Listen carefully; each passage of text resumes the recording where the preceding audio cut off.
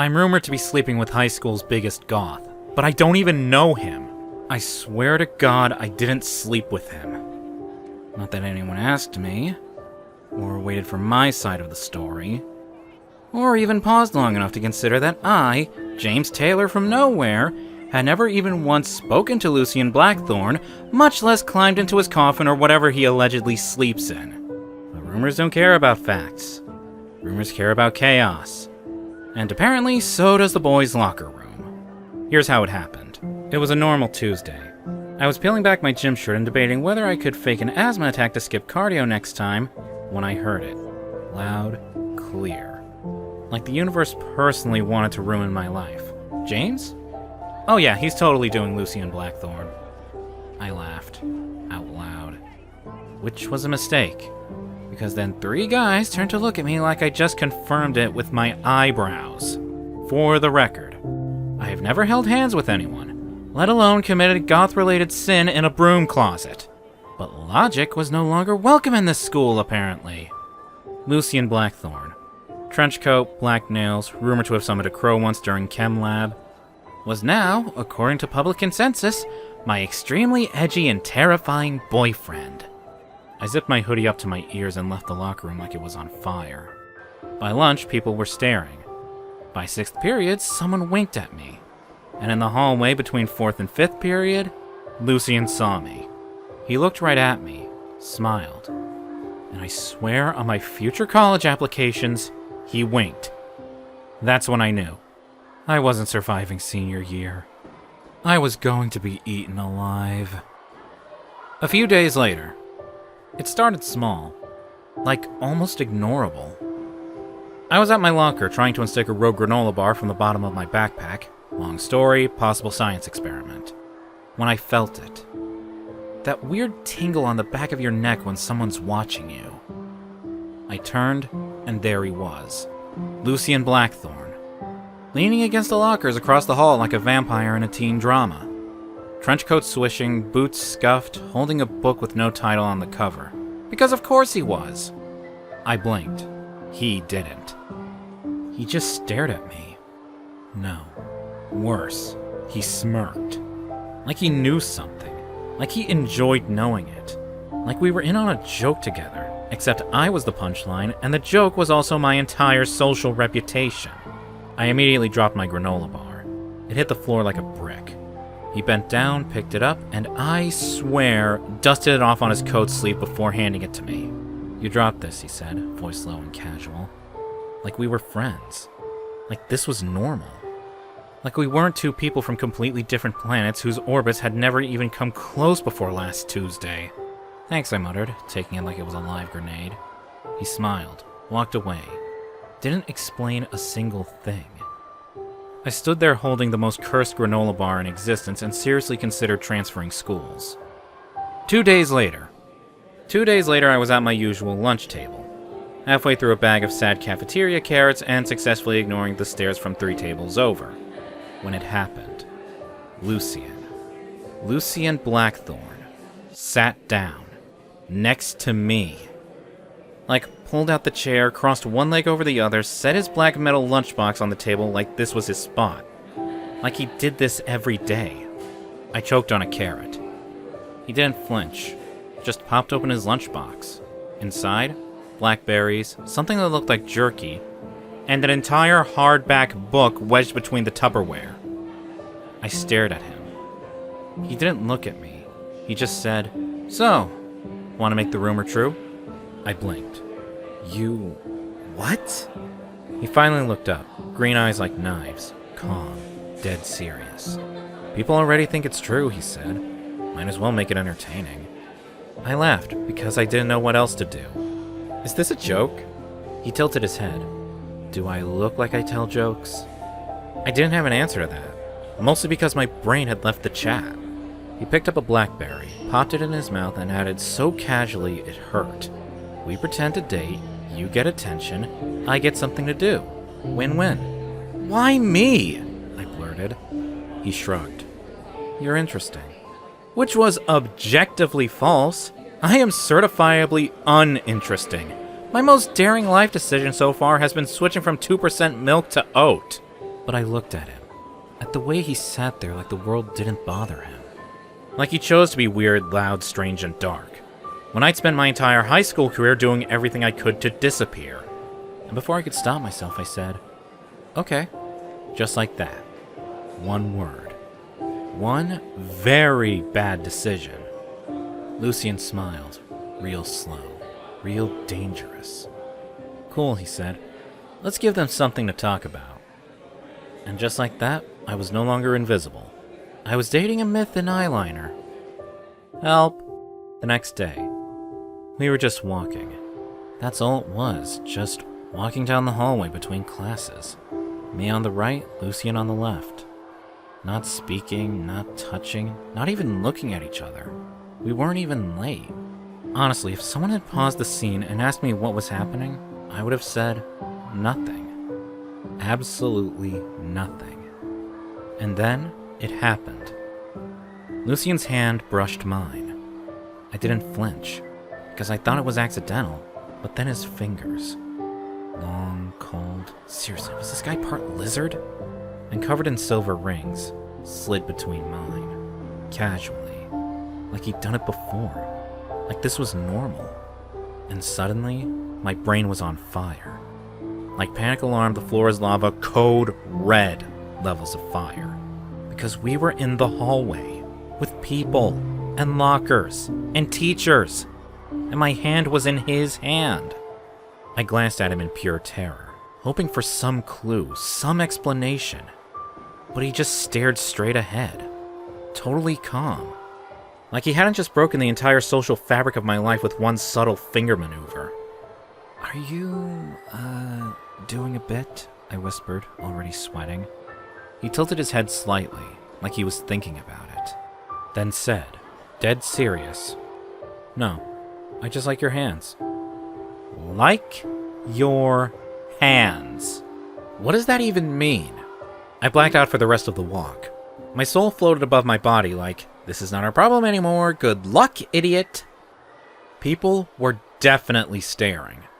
One guy gave me a thumbs up. A sophomore near the vending machines whispered, "Whoa," like we were a live HBO drama. And me? I didn't pull away. Not because I was brave, because I couldn't move. The bell rang. I stumbled into class and sat down with my heart in my throat, fingers still tingling. That night, I lay in bed staring at the ceiling and thought, so, is this what being seen feels like? And then, more quietly, why did I like it? 2 days later, my favorite hoodie, gray, soft, a little oversized, went missing. I figured I left it in bio, or maybe it was eaten by the locker goblins, I don't know. But then Lucian showed up wearing it. Wearing it. To school. My hoodie. On him. Like a second skin. Like a statement. It hung looser on him than I expected. He wore it over his usual all black, complete with combat boots, and a choker that probably had real spikes. The contrast was insane. Like seeing a black cat wrapped in a cloud. I froze when I saw him by the lockers. My hoodie. Hood up, a smug little smirk tugging at the corner of his mouth, like he knew exactly what he was doing. People definitely noticed. I heard someone go, "That's West's hoodie, right?" Another kid said, "Dude, they're so dating." Someone high-fived me. I wanted to crawl into my locker and close the door. Lucian walked up, pulled the hood down, and said, "You left this." That's it. That's all he said. Like it was just a normal thing. Like I hadn't just come out to half the school via outerwear. I took it, but my hand brushed his when I did. And I swear to God I short-circuited. He didn't look embarrassed or smug. He just looked calm, steady. Like he decided that if the rumor was going to be out there, it might as well be loud. And for some reason, I couldn't bring myself to be mad about it. I put the hoodie in my bag and walked to homeroom in silence. People whispering behind me the whole time. That night I held it in my hands, my dumb gray hoodie, and thought, is this how people figure it out? Not in big speeches or rainbow flags. Just clothes and glances and the quiet panic of being known? A few hours later, There's a weird kind of panic that settles in when people start seeing you differently. Not because you've changed, but because suddenly they expect you to be someone you're not even sure you know yet. Like today. I was just sitting in the cafeteria, eating the driest chicken sandwich known to man, minding my own business, when I noticed two of my friends whispering. Not normal whispering. I'm talking the kind with darting eyes and overly casual smiles when I looked up. One of them, Josh, who I've known since middle school, nudged the other and said, "Ask him." So already I'm on edge. Like, ask me what exactly? Josh clears his throat. So, what's it like, dating a goth? A beat. 2 beats. I blinked. I don't... What? You know, he said, smirking like he was doing me a favor. Is he, like, into weird stuff? Chains, witchcraft, blood play? I choked so hard on my sandwich I saw the light. They laughed like it was hilarious, like it was all a joke. But I just sat there, cheeks burning, wishing the floor would open up and swallow me whole. I told them I had to pee and practically ran to the bathroom. And that's where I stood for 15 minutes, staring into the mirror like I was auditioning for a psychological thriller. Because here's the thing. I don't know who they were laughing at. Me for dating the weird kid? Lucian for existing too loudly? Or both of us for daring to be seen together? I washed my face, twice. It didn't help. I caught my reflection on the way out and whispered, "Who the hell are you even trying to be?" The mirror didn't answer. About a week later, I got called into the guidance office during math. At first I thought I'd accidentally failed a test I didn't know we had. Or maybe someone finally noticed I've been fake laughing at group projects for 4 years. But no. Mrs. Berman, the school counselor, sat me down, closed the door gently like she was about to tell me my dog died, and said, "James, I want to talk to you about your recent social choices." I blinked. My what? She folded her hands, very serious, very principal in a teen movie vibes. "I've heard from a few teachers that you've been spending a lot of time with Lucian Blackthorn." She said his name like it was a diagnosis. I tried to play dumb. "Yeah? I guess so." She gave me the look.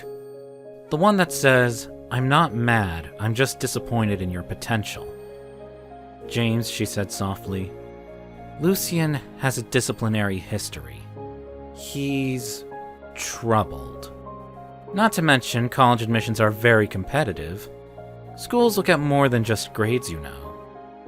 I just stared at her. Was she seriously implying that sitting next to a goth in the cafeteria could get me rejected from college? "Is this about rumors?" I asked, voice weird and hollow. "It's about optics," she said, like that was better. "You're a strong student.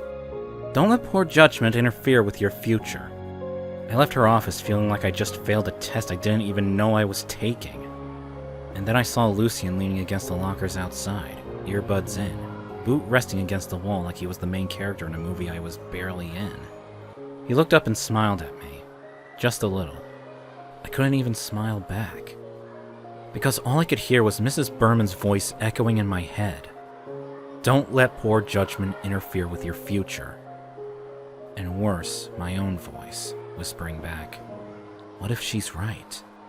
The next day. "So, apparently when people think you're dating the weirdest, hottest, scariest boy in school, your friends stop asking if it's true and start acting like it's a verified scandal they've been assigned to solve." We were at Burger Bar after school, which is kind of our Friday tradition. Greasy fries, milkshakes that taste like sadness, and the occasional existential dread. You know, normal teen stuff. I was halfway through a double cheeseburger when Kara, my oldest friend, the one who still remembers my braces phase, slammed her drink down and said, "Okay, spill." I blinked. "Spill what?" She gave me a look. The kind you reserve for serial killers and people who microwave fish at work. Lucian Blackthorn? Really? Josh leaned in too. "Dude, is this like a phase or a cry for help?" I laughed, because what else are you supposed to do when your friends turn into an after-school special? But it came out too sharp. Kara didn't laugh. "We're just worried," she said, softer now. "He's intense, and you've been acting weird." weird? I wanted to say, because everyone keeps asking me about my fake vampire boyfriend like I'm auditioning for the Addams Family reboot. Instead, I just mumbled. He's not what people say he is. Josh snorted. Come on, man, he wears eyeliner to gym class. So? I snapped, sharper than I meant to. What does that even mean? Kara frowned. We just don't want you to get hurt, or dragged into some kind of mess. You've worked hard. You're normal, stable. And there it was.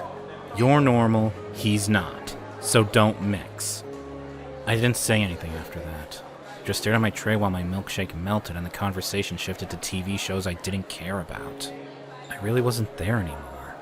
I was somewhere else. With Lucian's smirk burned into my brain. With Mrs. Berman's voice in my head. With the question that kept whispering louder every day. Why does everyone else get to decide who I'm supposed to be? A few days later. It started small. I stopped replying to Lucian's texts as fast. Not intentionally, not at first. But it got easier to leave him unread when I didn't know how to answer. When I didn't know what to say. What do you say to someone who makes you feel like a firework in a house fire at the same time? I started walking to class before he could catch up, pretending not to see him when he lingered near my locker. Taking the long way to lunch, sitting with Kara again, even though she kept giving me side eyes like I was a toddler recovering from a head injury. Lucian didn't ask questions. He just watched. Like he was giving me space. Like he knew exactly what I was doing but wasn't going to fight it. Which somehow made it worse. Because I wanted him to fight for it. To demand I explain myself. To say something like, "Don't you dare leave me like everyone else." But he didn't. And I didn't stop. Even when I caught him looking. Even when he walked past me in the hallway and didn't smirk. Didn't say anything. Just kept walking like he'd already accepted it. The world wins, James folds, game over. The worst part? People seemed relieved. Teacher stopped watching me like I was about to commit a felony with glitter and eyeliner. Kara was warm again. Josh made fewer devil boyfriend jokes. Everything slid back into place like I'd never stepped out of line. And I hated it. I hated how easy it was to fall back into invisibility. How comfortable it was to be small. Palatable. Acceptable. Normal. But every time I laughed at someone's joke or smiled while they made fun of him or sat through a conversation about how some people just crave attention, something inside me cracked a little more. Because I knew what they meant.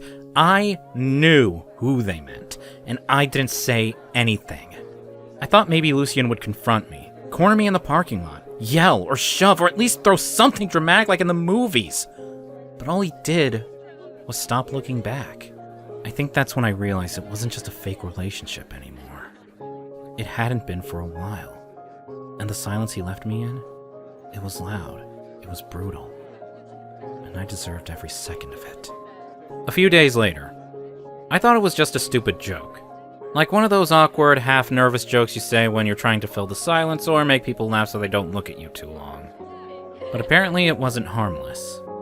We were at some random party, loud music, people packed like sardines, and the tension between me and Lucian was thick enough to cut with a knife. I could feel eyes on us, waiting for the next scene to unfold. Then someone, probably trying to be funny, yelled from across the room, "So, how's dating the vampire going? Do you guys have matching coffins or what?" The whole room laughed. Loud, kind of cruel laughter. Everyone turned to me, waiting for a punchline, something sharp and self-deprecating to keep the joke rolling. And, without thinking, I blurted out, "Yeah, I'm just trying to keep up before he bites me for real." It landed. The laughter got louder, uglier. They all got the joke. Me. Throwing Lucian under the bus to save my own skin. But the second I said it, I regretted it. Lucian was standing in the kitchen doorway, half hidden behind the wall, his black eyeliner a little smudged like always. But his face, it wasn't his usual blank, bored expression. He looked hurt. Wide eyes, still mouth. Like the words actually cut. And maybe they did.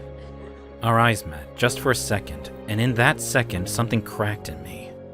Because he didn't look angry. He looked betrayed. Like I was just another person who turned out exactly how he expected.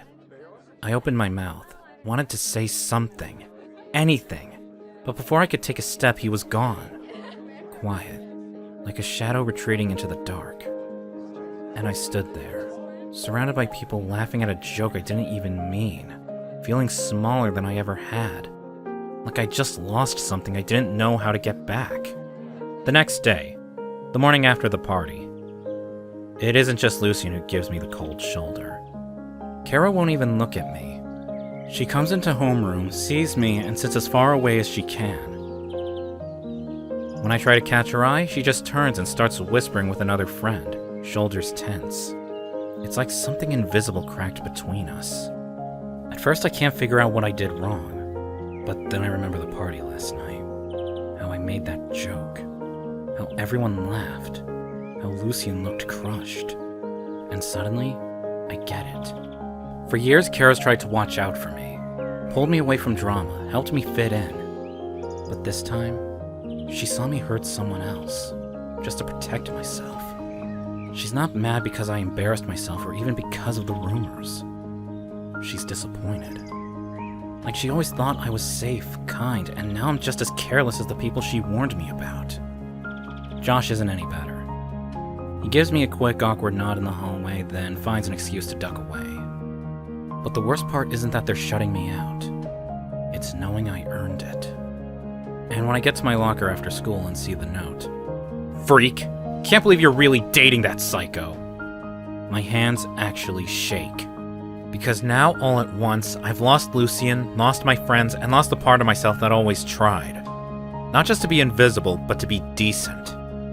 And all I can think is, if Kara's avoiding me, maybe I really did go too far. Maybe I really am just another rumor they want to forget. 2 days later, I didn't want to speak. Not at first. Not in front of the whole school. But after that night, the joke, the silence, the way everything broke, I realized something had to change. So I did something I never thought I'd do. I went to the principal's office the next day and asked for a chance to say a few words at the assembly. When my name was called, my heart hammered so loud I thought everyone could hear it. I walked up, hands shaking, and gripped the microphone. I stared out at the crowd, people who'd mocked me, ignored me, or talked behind my back. My mouth went dry.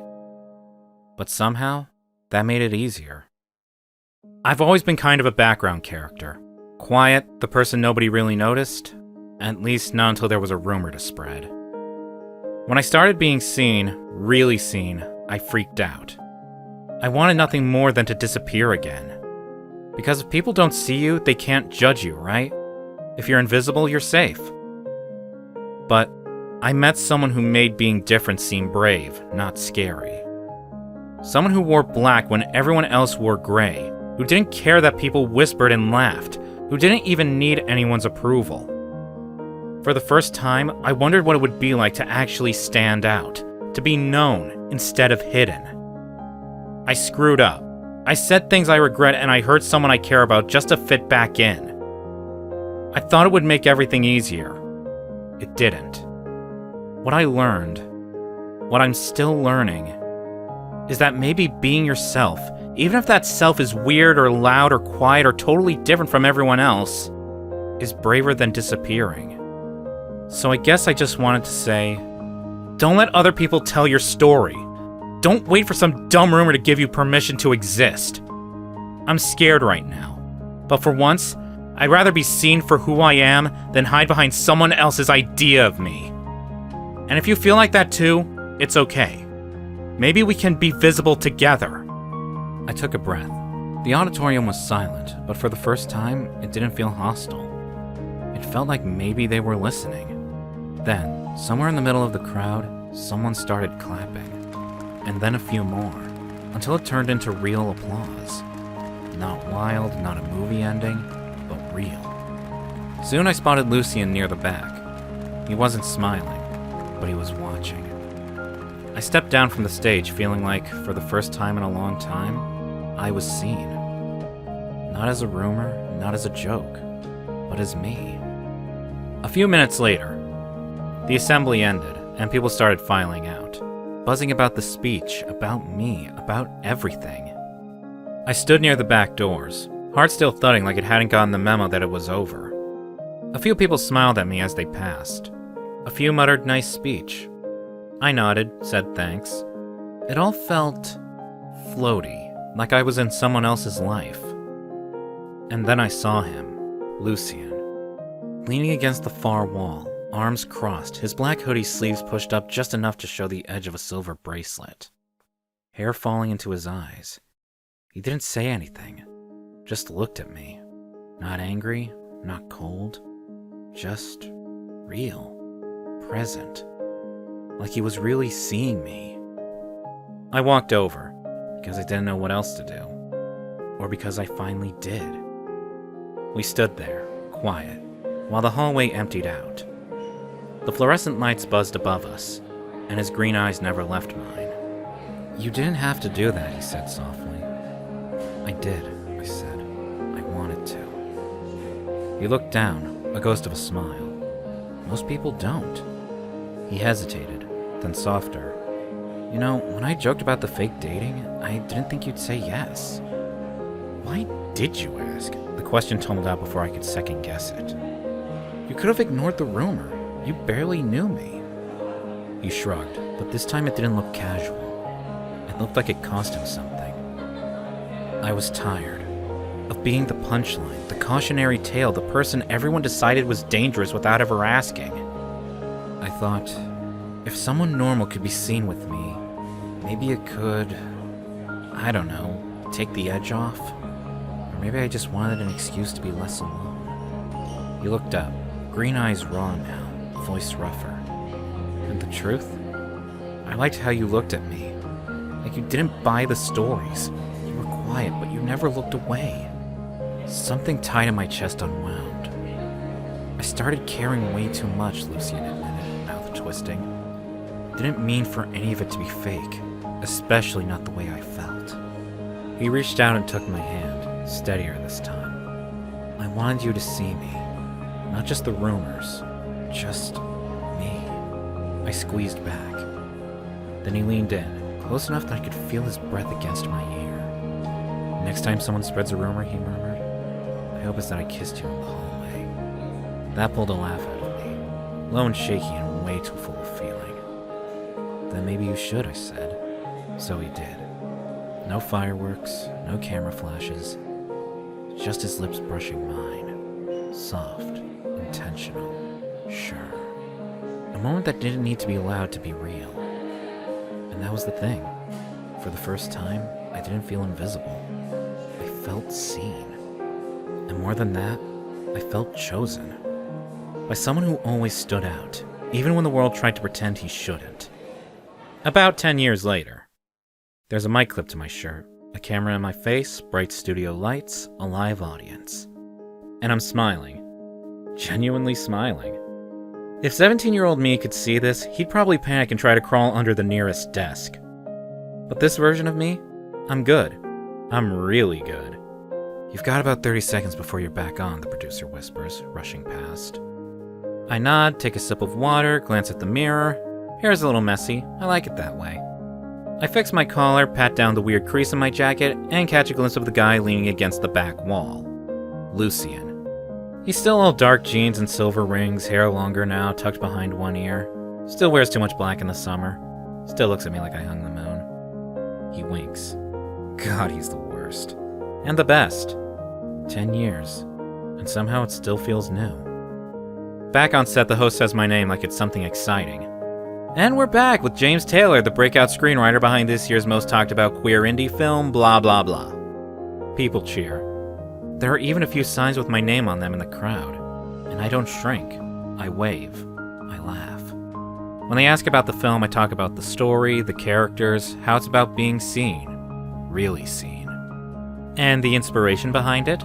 The host asks, all curious, tilting her head like she already knows the answer. I glance off stage. Lucien's leaning against the wall, sipping coffee, wedding band catching the studio lights. He lifts his brows at me like, "Well?" I smile. "Someone I met in high school," I say simply. Someone who taught me that being different isn't something to hide from. It's something to live out loud. My husband, actually.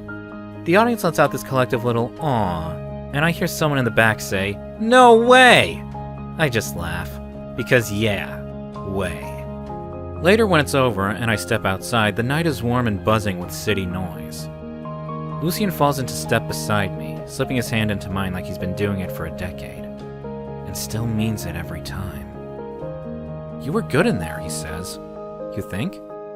You didn't trip or cry, so yeah." I nudge him with my shoulder. 10 years and you're still a menace." He grins. "And you're still mine." And just like that, I'm 17 again for a second, but not scared, not invisible. I'm 30, in love, fully seen, and not hiding anymore. The world's watching, and I'm finally okay with that. The end. Do you fear being seen too? Thanks for watching. Subscribe to become part of our Rainbow Force and consider joining our membership for early access and exclusive content. Stay wholesome!